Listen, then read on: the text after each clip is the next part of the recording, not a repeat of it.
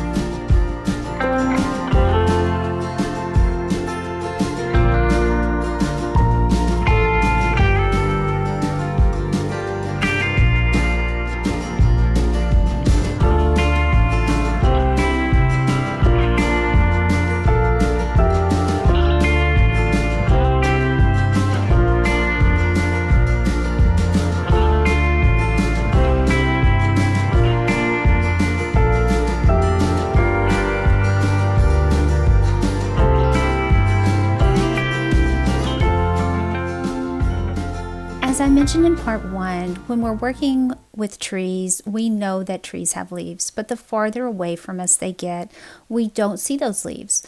The closer they get, we do see some leaves. This picture was taken actually at a distance, and I zeroed in on the part that I wanted to work on. So the tree that I'm working on right now, it did have a few more of what would look like leaves on the trees. You could tell that they were leaves. So I'm coming back with a scrubber brush and just scrubbing out those areas. I don't know my tree names. I have no idea what kind of tree that is. I live in the southern US, so whatever kind of trees you have in farmland, this is the kind of tree that is. So I'm just pulling out some different shapes, and and these were large leaves, so they're going to look a little bit bigger, but we come back in later with some more texture and we reshape everything. So I wanted to go ahead and get some larger areas pulled out.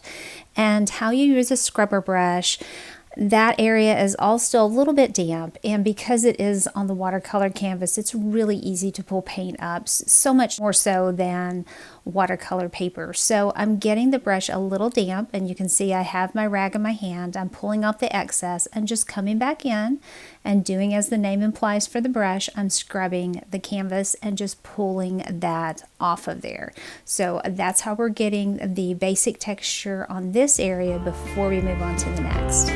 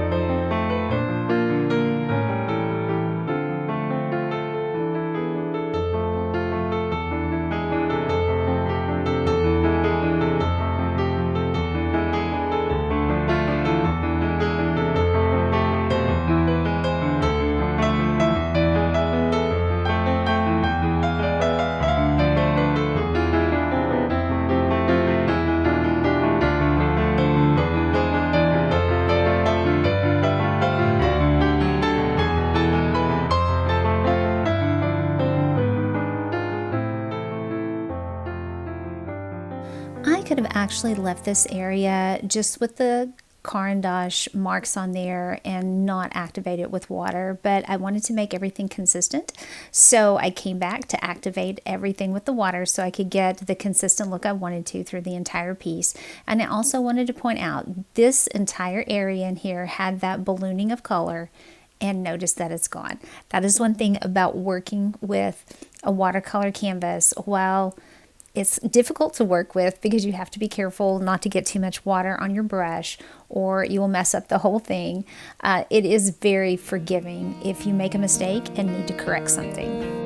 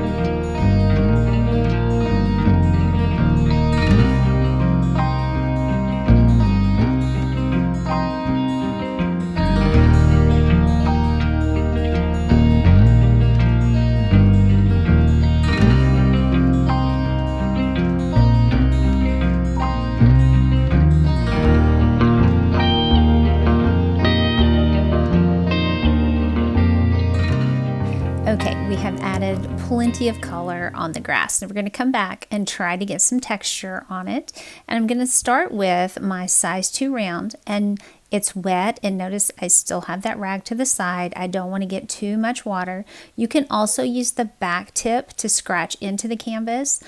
I don't really like doing it that way, but I wanted to show you how you could do that. And you see it does drag the color around. It does lift a little bit. For me, it's a little more successful using the brush side. Now that I've used the size 2, I'm coming back and using the size 8. I kind of want to vary the brush strokes that we have there, and I'm using just the tip of it. So a little water, dry it off. Again, too much water and you're going to pull off way too much of the color with that watercolor canvas.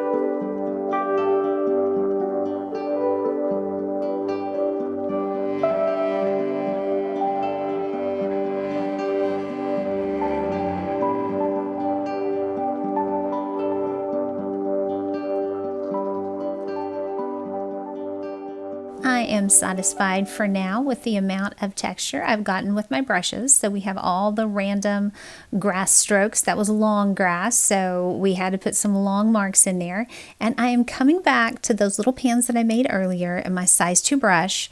Now because I'm dipping straight into it, that is pretty thick pigment in there, so it's going to be dark. I knew it was going to be dark, and I'm getting down in the front because I can see individual dark and light spots in there and some definition between the grass.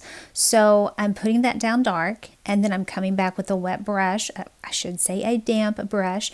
I'm moving that around, and what I have on my brush I'm actually picking up and using in some other areas. So that allows us to put some more definition in the grass that is closer to us.